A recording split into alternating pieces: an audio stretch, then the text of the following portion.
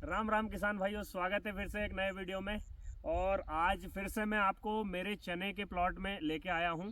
चना मतलब डालर चना, और डालर चना किस तरीके से उत्पादन दे सकता है और कितना ज़्यादा मुनाफा दे सकता है, इस चीज़ की जानकारी मैं आज फिर से आपको दिखा रहा हूँ। मैंने स्प्रिंकलर का जो पानी दिया था और जो रेलवा जो बेवा के जो रेल के जो पानी दिया था, उसमें दोनों में क्या डिफरेंस है, चने के अंदर किस किस तरह की बीमारियां आती है, उसके रोकथाम क्या क्या है, किस तरीके से हम रोकथाम कर सकते हैं। साथ ही साथ चने के अंदर फुटाव, बड़बाड़ के लिए, फूल के लिए ऐसी कौन सी चीज़ें डालें जिससे हमें बेहतर परिणाम और अच्छा उत्पादन मिले।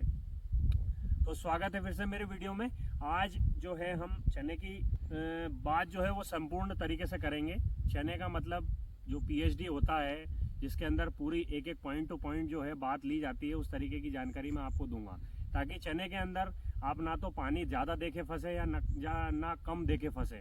पानी प्रॉपर मैनेजमेंट कैसा करना चाहिए, उसकी पूरी जानकारी अगर आपको प्रॉपर तरीके से पता होगी तो आपको उत्पादन बहुत बेहतर मिलेगा, और साथ ही साथ दाने का साइज़, वजन आपको अच्छा मिलेगा। अगर पानी का मैनेजमेंट सही रहा तो दाने का साइज़ भी सही भरता है। तो ये जानकारी आइए आज मैं आपको बताता हूँ। तो ये जो प्लॉट आप देख रहे हैं मेरे पीछे, ये प्लॉट है मेरा मैक्सिकन गोल्ड चने का। मैक्सिकन गोल्ड मैंने जो है ये चना लगाया था 25 अक्टूबर को। 25 अक्टूबर को लगाने के बाद इसमें मैंने 15 दिन के बाद इसमें स्प्रिंकलर से जो है पानी दिया था, मात्र 2 से ढाई घंटे। उस पानी देने के बाद हमने जो है प्लॉट को पूरी तरीके से छोड़ दिया था। प्लॉट को छोड़ने के बाद हमने इसके अंदर जो है कुलपनी की थी, कुल्पे निकाले थे, डोरा कुल्पा जो बोलते हैं, वो बेल के द्वारा हमने निकाला था। उसको निकालने के बाद हमने एक इसमें स्प्रे किया था। वो स्प्रे जो होता है वो बहुत महत्वपूर्ण होता है। पहला स्प्रे हमें फंगस के लिए क्या लेना पड़ता है, फुटाव के लिए क्या लेना पड़ता है, ग्रोथ के लिए क्या लेना पड़ता है। तो हमको सबसे पहले फंगस की अगर हम बात करें तो शुरुआती अवस्था में सबसे पहले जो होता है वो पौधे की जो जड़ गलन होती है, वो शुरुआती अवस्था में 45 दिन तक रहती है। इसमें समस्या 45 दिन में तक किस तरीके की रहती है वो आपको मैं उदाहरण दिखाता हूँ। ये जो आप जड़ देख रहे हैं, ये जो है ये इसके अंदर आप देखेंगे तो पूरी तरीके से ये फंगस आ गया है। ये फंगस कहाँ से डेवलप होता है? ये फंगस हमारी ज़मीन के अंदर रहता है। ये किस कारण आता है? ये ज़मीन के अंदर जो है मिट्टी आपकी पूरी तरीके से नहीं सूख पाती है, उसके कारण ये फंगस जो है वो डेवलप होता है। वो डेवलप होने के बाद ये मल्टीप्लाई होता है। जैसे ही अगर आप पानी वगैरह देते हैं तो इसको रोकथाम के लिए अगर आपको चीज़ें मैं आपको बताता हूँ। इसको रोकथाम करने के लिए आपको क्या करना है, आपको टेबुकोनाजोल जो होता है 25.9 ईसी फॉर्म में, उसका स्प्रे आप इसका ले सकते हैं। साथ ही साथ बाविस्टीन जो होता है कार्बेंडाजिन, आप उसका स्प्रे इसके अंदर ले सकते हैं, जिसका रोकथाम जो करेगा। लेकिन ये दोनों डालने के लिए आपको सबसे विशेष ध्यान रखना है, 200 से 250 लीटर पानी पर एकड़ जो आपको है इसको स्प्रे करना है, तब जाके इसका बेहतर रिजल्ट मिलेगा। आप जो है उतना ही क्वांटिटी में दवाई लें, ताकि आपके पौधे के ऊपर दवाई का एडिशनल नुकसान ना हो, और साथ ही साथ पौधे के अंदर आपको पानी की पूर्ति पर्याप्त रहेगी तो रिजल्ट बेहतर मिलेगा। ये पूरी तरीके से तो नहीं रुकेगा, लेकिन एक अच्छा रिजल्ट आपको इसके अंदर देखने को मिलेगा। ये कहीं कहीं स्प्रे करने के बाद भी आपको दिखेंगे, लेकिन रोकथाम एक हल्का फुल्का हो जाता है। अब फंगस जो है वो दो तरीके आते हैं। दो तरीके में से एक तो आपको मैंने बता दिया कि इसके अंदर जो है आपकी जड़ गलन होगी, और दूसरा होता है उगता रोग। जड़ गलन में आपको कहीं कहीं पौधा इक्का दुक्का आपको मतलब जला हुआ दिखेगा, और उगता रोग जो है उसके अंदर आपको स्पॉट में दिखेंगे, एक टांका आपका बैठ गया है, एक टांका दूसरी जगह बैठ गया है, उस तरीके से दिखेगा। तो मेनली सबसे पहले स्टार्ट जो आप देखते हैं शुरुआती अवस्था में आपको जो है ये जड़ गलन वाली समस्या आती है। इसको रोकने के लिए और भी आपके पास उपाय है। अगर आप रोकथाम करना चाहते हैं, ट्राइकोडर्मा आप शुरुआती अवस्था में खेत की जुताई करने के समय आप इसके अंदर मिला के और छिड़का सकते हैं। ट्राइकोडर्मा अपना आप में खुद फंगस है, जो कि इस तरीके के फंगस को जो है वो कॉलोनी डेवलप करके इसको मतलब पनपने नहीं देता है, इसको पूरी तरीके से ख़त्म कर देता है। तो जिस प्लॉट में आप ट्राइकोडर्मा डला हुआ देखेंगे उसमें आपको ये शिकायतें बिल्कुल नहीं मिलेगी। एक उपाय तो वो हो गया। उसके बाद जो व्यक्ति अगर भूल गया है कि मैं खेत जब तैयार किया तब नहीं डाल पाया, तो उसका दूसरा ऑप्शन ये है कि आप जब पहला पानी दें तो पहले पानी के अंदर आप ट्राइकोडर्मा रेत के साथ मिला के छिड़काव कर सकते हैं। अगर आप ट्राइकोडर्मा भी नहीं फेंक सकते, आपके पास दूसरा ऑप्शन है टेबुकोनाजोल जो है, वो टेबुकोनाजोल 25% ईसी फॉर्म में, या बाविस्टीन या कार्बेंडाजिन मेनकोजेब जो साफ पाउडर है, इन तीनों में से किसी को आप जो है यूरिया के साथ, रेत के साथ, बजरी के साथ, किसी के भी साथ जो है मिला के आप फेंक सकते हैं। फेंकने के बाद आप तुरंत पानी लगाएंगे, बहुत हद तक इसमें आपको कंट्रोल मिलेगा। ये इतनी डिटेल में आपको कोई नहीं बताएगा, और हर किसान इस वीडियो मतलब इस चने के अंदर ये 2 बीमारी से पूरी तरीके से परेशान है। इसके कई प्रकार के स्प्रे भी जो मैंने आपको बताए हैं, लेकिन उसका पूरी तरीके से रोकथाम नहीं हो पाता है। आपके प्लॉट में अगर फंगस को रोक लिया तो ये चीज़ें आपके प्लॉट में बिल्कुल नहीं आएगी। अब इसकी एक और विशेष चीज़ जो बता रहा हूँ, जो मैंने पर्सनली इसके अंदर ऑब्जर्व की है, ये आप जो फंगस देख रहे हैं, ये फंगस जो है वो नीचे से पूरी तरीके से पौधे को सुखा देता है। सुखाने के बाद जब आपने इसमें स्प्रिंकलर या पानी दिया है, पानी देने के बाद जब ये जो इतना मिट्टी में ढका हुआ होता है, तो ये ढका होने के कारण क्या होता है कि यहाँ की जो इतनी रूट है इसकी, ये सही है, स्टेम के अंदर से नया फुटाव किया है इसने। ये नया फुटाव करने के कारण इसके अंदर आप देखेंगे पौधा आधा सूखा हुआ है, जितना आपका ये डेवलप हुआ है या सूख गया है उतना सूखा हुआ है। ये जितनी नई रूट आई है उसके अकॉर्डिंग इसके अंदर हरापन फिर से चालू हो गया है। ये देखिए, जितनी ऊपर से जो ग्रीननेस आई है वो इन रूटों से आई है, ये डेवलप हो गया है। ये रूट आपको जो है फ्लावरिंग भी देगी, और उसके बाद में इसके अंदर घेटियाँ भी बनेंगी, और उत्पादन में कुछ फ़ायदा भी करेंगे। लेकिन सबसे खतरनाक है ये चीज़ इसलिए खतरनाक है क्योंकि ये फंगस का पौधा है। इसके अंदर जो बीज जो तैयार होगा वो कमज़ोर बीज तैयार होगा, और यही कमज़ोर बीज हमारे पूरे प्लॉट के अंदर हम जब काटते हैं तो ये मिक्स हो जाता है। मिक्स होने के कारण आपको ये कमज़ोर बीज जो है अगले साल नेक्स्ट ईयर जब आप लगाएंगे तो यही बीज आपको दिक्कत देगा, क्योंकि उसकी क्षमता जो है वो कम है, और क्षमता कम होने के कारण अगले साल आपके इसमें मल्टीप्लाई होके और ये बीमारी जो है वो थोड़े से ज़्यादा लेवल पे फैलेगी। तो कोशिश ये कीजिए कि या तो इन तरीके के पौधे को आप शुरू में कंट्रोल कर लें, अगर नहीं हो पा रहा है तो फिर इनको आप जो है बीज जो है वो ऐसी जगह से निकालें जहाँ पे आपको इस तरह के पौधे ना मिले। जो कमज़ोर बीज जो है उसी से बीमारियाँ जो है चालू होती है। आप इनको अगर इन पौधों को हटा देंगे तो नेक्स्ट ईयर आप देखेंगे इसके अंदर आपको बहुत बेहतर परिणाम मिलेंगे। कुछ पौधे आपको डंप हुए जो है वो कम हो जाएंगे। तो वो हम बात करते हैं ना कि कमज़ोर माँ बाप का कमज़ोर बेटा, जो भी न्यूट्रिएंट्स होता है इसको पूरी तरीके से नहीं मिल पाता, उसके अंदर जो दाना होता है वो सही तरीके से डेवलप नहीं हो पाता, इसके अंदर इसकी रोग प्रतिरोधक क्षमता कम होती है। इसीलिए जो ये समस्या जो हमें देखने को मिल रही है इसी कारण मिलती है। तो इस चीज़ को अगर आप हटा देंगे तो आपको जो है कुछ हद तक तो आप इस तरीके से रुक सकते हैं। मैंने 3 प्रकार के फंगिसाइड बताए हैं, आप उनका छिड़काव कर सकते हैं, साथ ही साथ आप रेत में मिला के उनको डाल सकते हैं। उसके बाद में आपको ट्राइकोडर्मा का भी बीज उपचार मैंने बता दिया है, किस तरीके से आप बीज उपचार भी कर सकते हैं। साथ ही साथ उसको ज़मीन में फेंक के आपकी ज़मीन को स्वस्थ कर सकते हैं ताकि इन फंगस से हम बच सकें। अब फंगिसाइड जो है उसकी हम कहानी पूरी तरीके से ख़त्म कर चुके हैं। साथ ही साथ फुटाव और फूल के लिए हमें क्या करना है, तो पहले स्प्रे में मैंने आपको बताया था कि मैंने टेबुकोनाजोल जिसमें जो रोको के नाम से आता है उसका स्प्रे किया था। उसके साथ में हमने लिया था एरिस का एग्री प्रो जो लिया था वो है फुटाव के लिए। उसके अंदर माइक्रोन्यूट्रिएंट आते हैं, बहुत ही हैवीली कॉन्सेंट्रेटेड माइक्रोन्यूट्रिएंट रहते हैं। वो डालने के बाद आप मेरे प्लॉट में देख रहे हैं 55 दिन का प्लॉट है।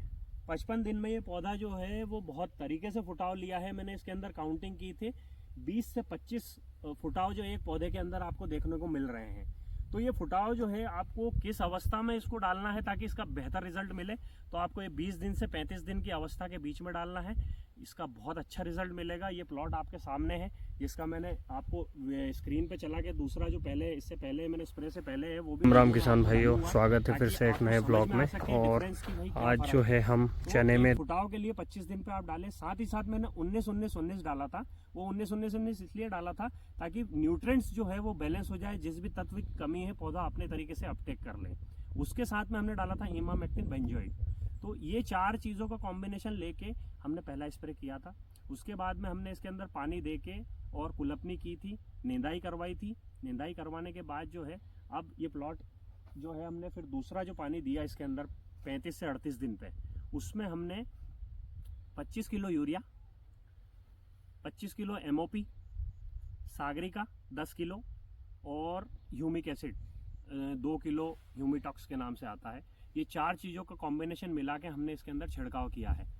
उस छिड़काव का परिणाम जो है आप खुद देख सकते हैं किस तरीके का जो है ग्रोथ है, फुटाव है, और इसका बेनिफिट हमें जो लास्ट तक दाने भरने तक का जो है हमको मिलेगा। साथ ही साथ शाइनिंग, वजन, हर चीज़ का हमें फ़ायदा मिलेगा।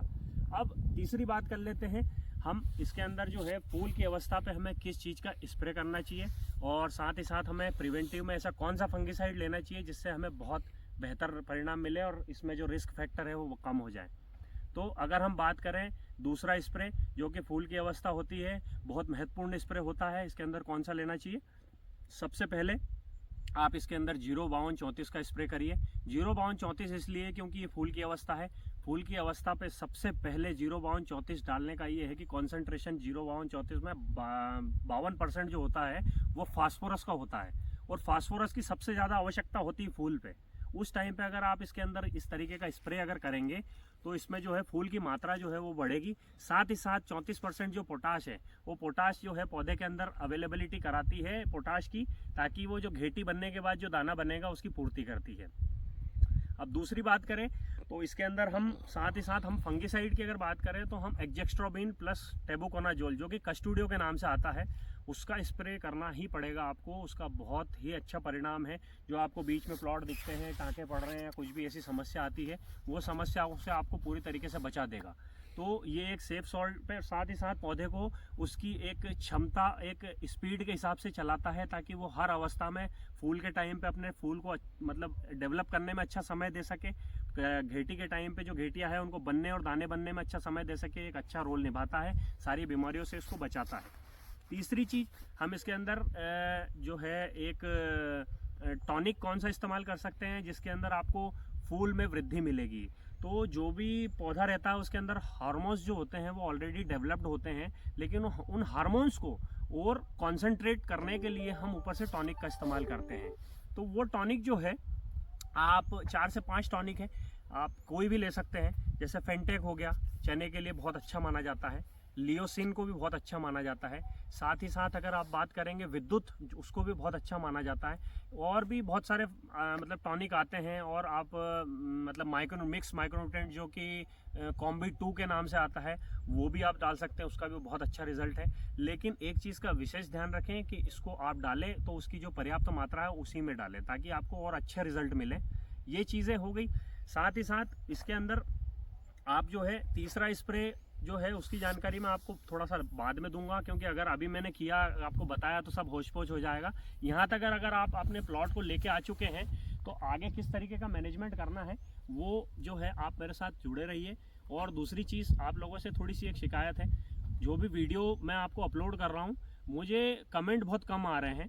मतलब कोई भी अगर आपको इन्फॉर्मेशन चाहिए, किसी भी चीज़ की जानकारी चाहिए जिसमें आप मतलब कंफ्यूज हैं कि अब क्या करना चाहिए, तो आप मुझे बताइए, मैं आपको वीडियो के माध्यम से सारी जानकारियाँ दूंगा।